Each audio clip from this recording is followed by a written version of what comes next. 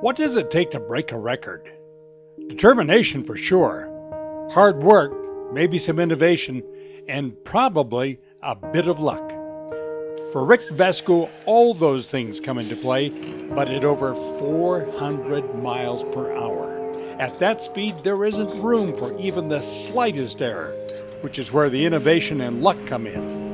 Rick is looking to become the fastest man in the racing world, continuing a family legacy that stretches back to the early days of auto racing.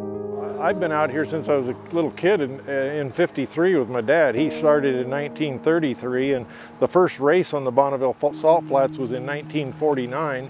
The car behind us, the 444 car, my dad built that in 1957. It's an antique car, but we hold 4 records with it, and we're working on another one now.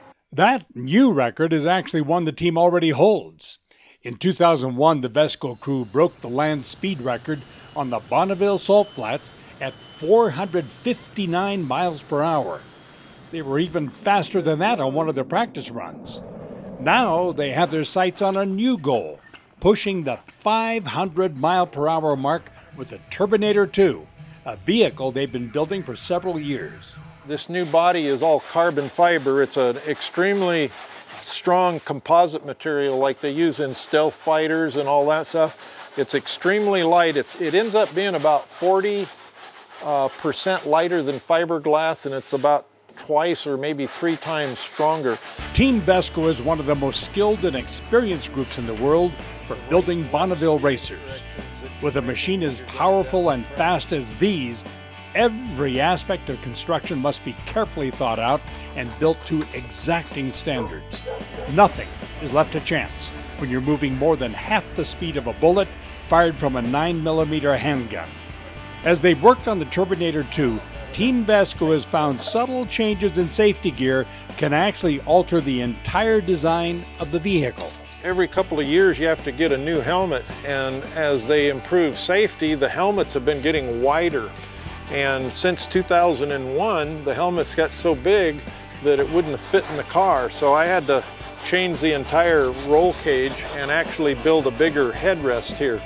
Technology also has changed how the Turbinator will run on the flats.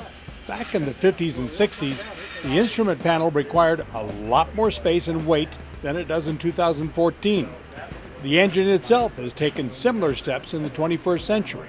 The new engine doesn't require some of the gauges because it has what they call a smart start system on the new engine, so it's more current like what a new helicopter engine would have. They just push the button and the thing runs on up, and it won't start if any one item in the engine's wrong. It won't start, so they call it a smart start, so that'll be good for me. I won't have to think about it.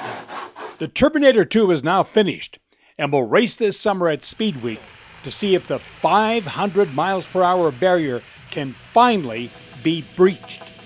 Breaking a record is rarely about making money or becoming famous or even beating your competitors.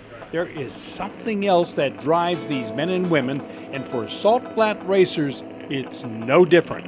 Out here, records aren't meant to be held on to. They're meant to be broken, which is why the Turbinator 2 is ready to hit the salt.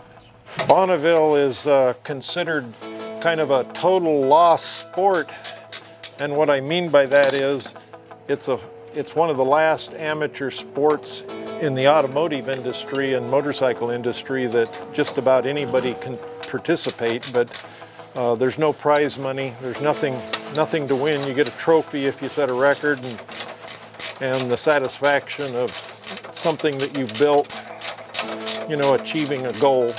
And in this case, that goal is to be the fastest wheeled vehicle in human history.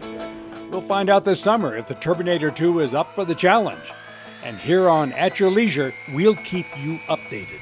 From the trailhead, I'm Don Dunwell.